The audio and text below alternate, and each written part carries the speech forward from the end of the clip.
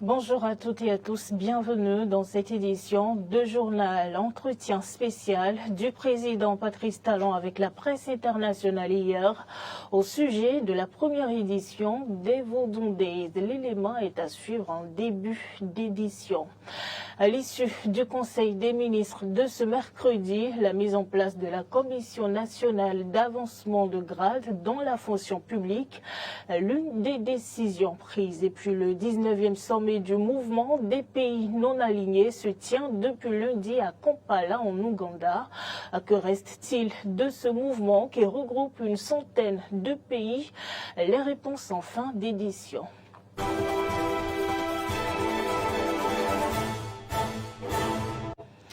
Bienvenue à toutes et à tous. Merci d'avoir pris le rendez-vous de l'information.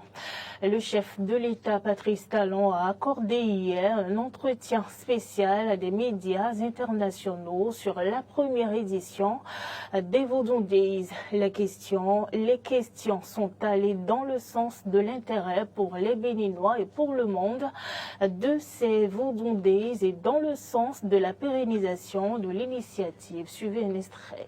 Monsieur le Président, il y a presque 8 ans, vous avez déclaré que le Bénin va révéler au monde le patrimoine vaudou qui est si riche et intense. Alors pourquoi le Bénin tient-il à révéler le vaudou au monde? Oh, c'est peut-être trop dit, révéler le vaudou au monde. Le monde connaît le vaudou. Il se fait que le vaudou est parti essentiellement du Bénin.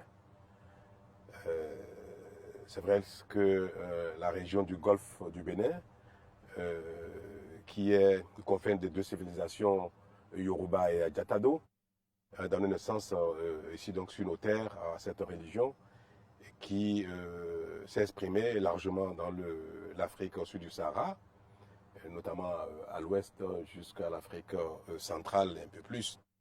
Et après, par la traite des esclaves, s'est répandue au-delà de l'Atlantique.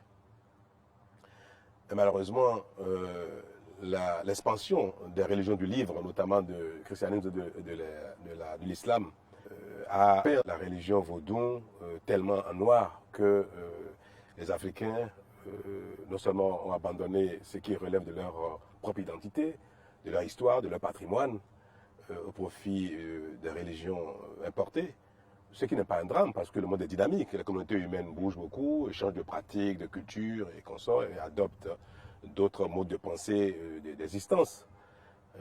Mais au plan communautaire, ce qui relève de l'identité doit pouvoir être préservé d'une certaine manière. Moi, je suis chrétien, catholique pratiquant.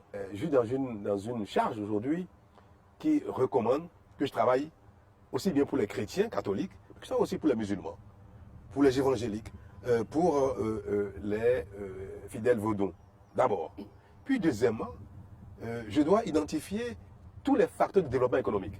Donc si pour les uns et les autres, tel aspect de tel courant religieux est d'un intérêt économique important ou un intérêt culturel, artistique important pour mon pays, j'ai l'obligation, dans ma charge, dans ma fonction, d'utiliser les ressources publiques, d'utiliser les attributs d'État pour faire la promotion de tout cela parce que c'est d'intérêt global. Nous avons dit que pour le rayonnement du Bénin, pour le développement, ce serait bien de reprendre corps dans notre propre identité et de révéler d'abord à nous-mêmes les valeurs du vaudou sans compromettre la foi des uns et des autres et rétablir notre contribution à l'humanité qui est donc cette autre façon de vivre une spiritualité, de vivre la relation entre les hommes et la nature et Dieu. Que ce soit les musées, oui, les festivals, les Vodun Days, après votre présidence, comment ces projets-là vont-ils vivre? Vous avez dû le constater qu'il y a une ferveur au Bénin et que tout le monde adhère à cette dynamique. Il faut que nos œuvres nous survivent, contribuer à rétablir les valeurs du vaudou, la culture du vaudou, l'art qui véhicule le vaudou. Pour moi, aujourd'hui, est une chose qui est largement partagée par les Béninois. Cela, pour moi, paraît évident que, déjà en mon temps, la dynamique me dépasse, hein, on peut l'observer. Il y a vu la ferveur qu'il y a à Ouida. Il est pour moi donc évident qu'après Patrice Talon, cette dynamique ne va pas s'éteindre. Au contraire, c'est mon espoir et c'est d'ailleurs mon espérance.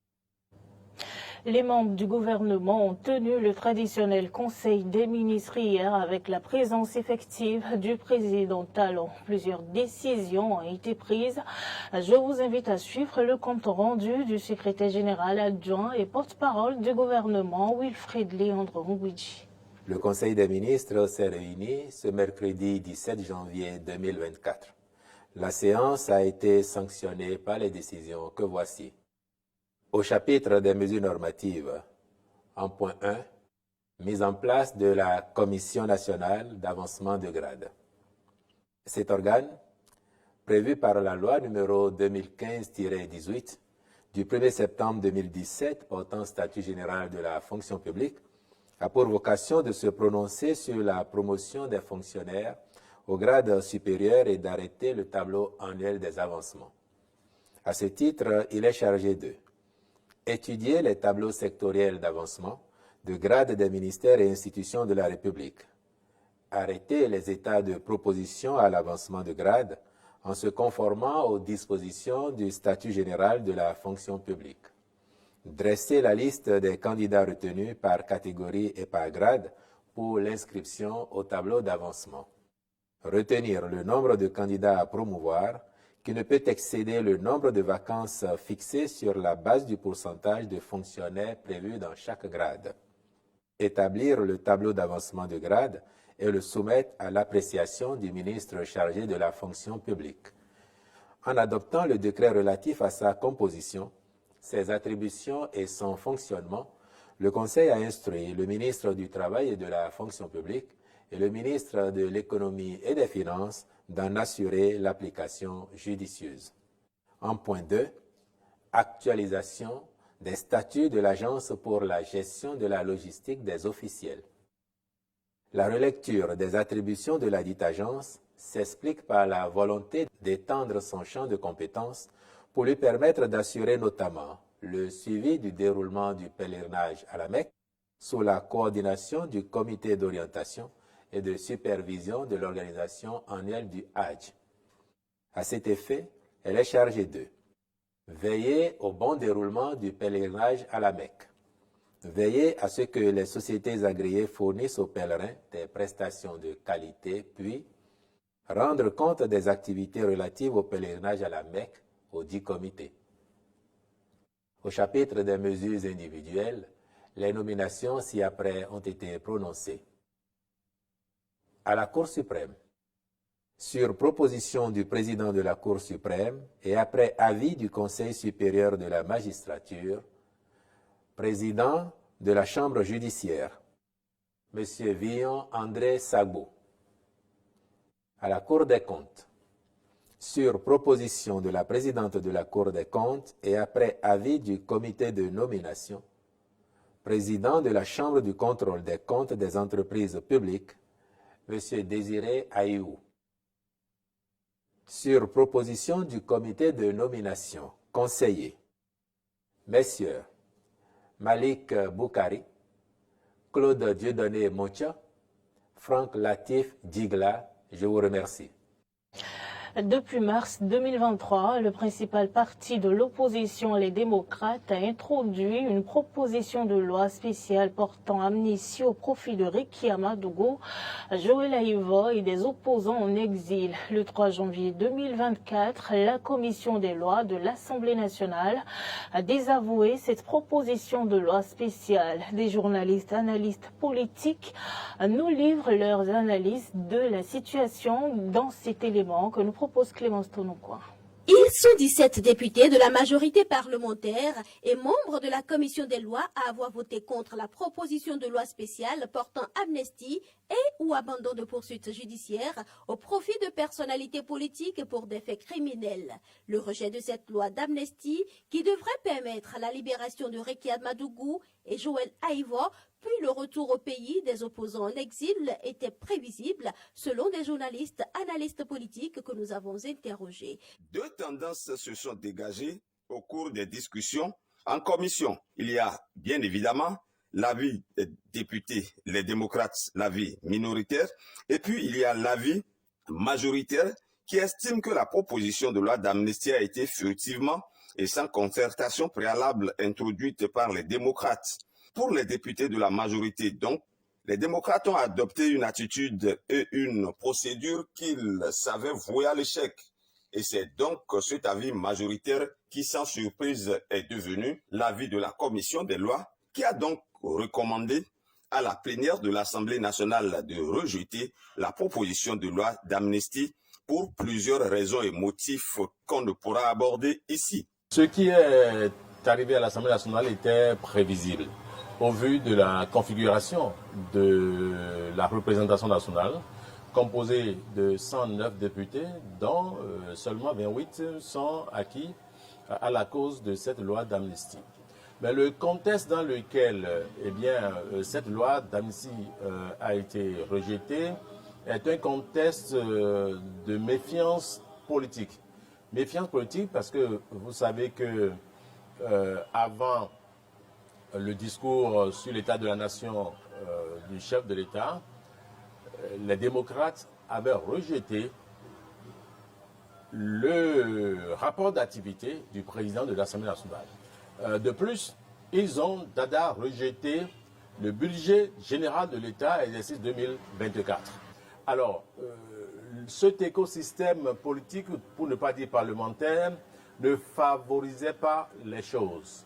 Et les différents commentaires faits par les députés et même certains ténors du parti, les démocrates, après l'entretien que le chef de l'État a eu avec les journalistes de la Radio nationale, ces différents commentaires présageaient de ce que cette loi devait véritablement être rejetée et c'est ce qui est arrivé. Le vote de la commission des lois est sans doute un coup dur pour la principale force politique de l'opposition au Bénin. Après ce rejet, la proposition de loi sera ensuite envoyée en plénière pour examen. Mais visiblement, le test a très peu de chances de prospérer. Il me sera très difficile de vous dire si la plénière de l'Assemblée nationale votera ou pas cette proposition de loi. En tout cas, il sera difficile également que la plénière n'aille pas dans le sens de la majorité des députés de la commission des lois en rejetant cette proposition de loi, car c'est l'avis de la grande majorité des députés, à moins qu'entre-temps, certaines réalités politiques n'interviennent pour modifier les rapports de force actuels au Parlement. D'ailleurs, selon les députés de la majorité, l'étude favorable de cette proposition de loi d'amnistie est conditionnée par un changement d'attitude politique des députés du parti Les Démocrates et 2, une reprise de la voie normale indiquée. Cette loi est rejetée, la possibilité est très mince qu'on revienne là-dessus, parce que l'Assemblée, d'abord, c'est une question de majorité. Et lorsque vous n'avez pas la majorité, vous n'avez pas la force de décision. Aujourd'hui, ceux-là qui ont introduit cette loi n'ont pas la force de décision, la force de poursuivre l'œuvre de l'adoption de cette loi. Donc, ils ne pourront pas espérer grand-chose. Le dossier va retourner à la plénière et ça sera totalement clos pour cette fois-ci. Conscient que la proposition de la loi spéciale portant amnistie au profit de Ricky Amadou Goujo et Laïvo et des opposants en exil ne passera pas dans sa forme actuelle, les députés de l'opposition annoncent déjà qu'ils vont introduire un autre test en cas de rejet par l'Assemblée nationale.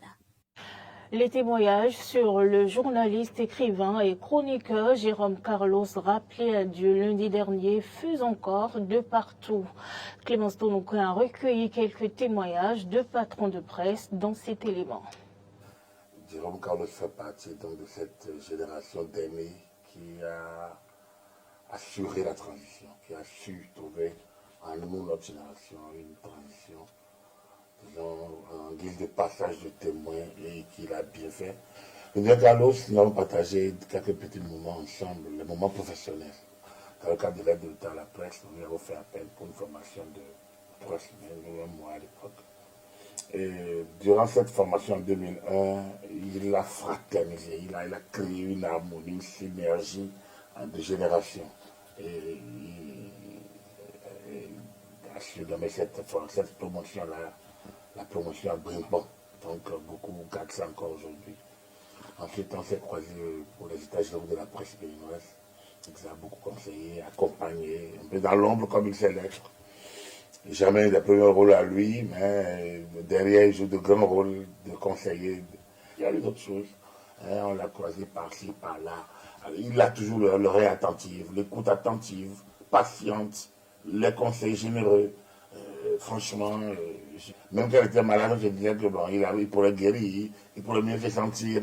Là, il est parti à jamais. Et nous saluons avec déférence la mémoire de ce grand professionnel des médias, ce grand frère, cet ami, ce guide, ce conseil, tout ce qu'on peut dire. Jean Carlos, c'est effectivement un homme d'exception, je vais dire, un cadre accompli, un professionnel qui a la vie remplie. Et dire quelque chose, c'est vraiment rendre hommage à quelqu'un qui avait le sens de la combativité, qui avait le sens du professionnalisme, qui était attaché aux valeurs. C'est un homme de grande qualité. Je n'ai pas les mots vraiment pour décrire ce que nous avons vécu avec lui. Vous savez, à l'éducation, à un moment donné, nous avons décidé de rendre hommage à quelques-uns et nous avons créé les rendez-vous, les rencontres intergénérationnelles des médias. Et quand j'étais allé le voir dans son bureau à KFM, il était vraiment très content et tout de suite, il a ouvert le bal. C'était le premier que nous avons reçu sur le plateau des rimes. Et je me rappelle, il disait qu'il faut être vraiment en harmonie avec sa conscience quand on veut faire le travail. Qu'il fallait vraiment être professionnel jusqu'au bout des ongles. Et le métier s'apprend. Il était attaché à cette qualité. Et c'est un homme à qui nous avons, de son vivant, rendu suffisamment hommage. Et je pense que c'est quelqu'un qui a beaucoup apporté à notre profession. Il vivait dans la vérité. Et il était cette voix des sans-voix. Il avait cette agilité avec la plume. Il pouvait tourner en dérision avec tout le sérieux possible. Les sujets les plus sérieux, les sujets les plus difficiles. Il était cet homme vraiment rare que la profession a eu. Et vraiment, c'est repose en paix simplement ce qu'on dit. Et que tous ces moments partagés soient capitalisés aujourd'hui. Que la presse puisse, à travers cet homme, retrouver des valeurs. Jérôme Carlos est un journaliste professionnel très pointu et très attaché aux valeurs et très attaché aussi à l'exercice du métier dans les règles de l'art. Et nous qui avons eu la chance d'avoir été un de ces stagiaires, nous pouvons dire que Jérôme Carlos est un homme de rigueur au plan professionnel bien sûr et puis il a un sens d'ouverture et il prend du plaisir à voir les générations de la presse, les acteurs des médias, à les voir grandir dans la profession et à exercer le métier dans les règles de l'art. Nous gardons un très bon souvenir de Jérôme Carlos pour le journaliste professionnel qu'il a été et pour son attachement aussi à l'organisation de la corporation. Il a été de toutes les assises concernant l'organisation de la profession. Et nous souhaitons qu'il y ait beaucoup d'autres jeunes qui lui emboîtent les pas, notamment au plan professionnel, pour tout ce qu'il a laissé à la postérité. En interactualité, depuis le lundi dernier, se tient en Ouganda le 19e sommet du mouvement des pays non alignés. Ces pays, une centaine, entendent garder leur autonomie face aux grandes puissances mondiales. Suivez. Des dirigeants et des dignitaires politiques étrangers ont enflué dans la capitale de l'Ouganda, Kampala, où vient de débuter un sommet de 5 jours réunissant des nations qui ne sont liées à aucun grand bloc de puissance. Les 120 pays du mouvement des non-alignés cherchent à approfondir leur coopération dans le but d'accroître leur richesse collective à l'échelle mondiale. Le 19e sommet du groupe offrira à l'Ouganda une occasion unique d'être au centre des affaires internationales en soutenant et en promouvant les intérêts des pays en voie de développement. L'Ouganda a pris la présidence du mouvement et occupera cette fonction pendant encore 3 ans. La dernière réunion du groupe a eu lieu il y a 4 ans en Azerbaïdjan. Pour l'Ouganda, ce sommet sera le plus grand événement que le pays ait accueilli depuis la réunion des chefs du gouvernement du Commonwealth en 2007. Les présidents du Venezuela, de Biélorussie et de Cuba comptent parmi les dirigeants mondiaux qui devraient assister au sommet. Le sommet donnera à l'Ouganda l'occasion de démontrer sa dextérité diplomatique à la tête de plus de 100 pays en voie de développement dans un monde actuellement tendu par des rivalités géopolitiques. Et juste après la réunion du mouvement des non-alignés, l'Ouganda se rendra au 3e sommet du G77 le 21 janvier. Ce sera la première fois que 2 groupes de pays en voie de développement se dérouleront l'un après l'autre en Afrique. Et c'est déjà la fin de cette édition de journal. Merci madame, monsieur de nous avoir suivis. Restez fidèles à tous nos programmes et n'oubliez pas de toujours prendre soin de vous.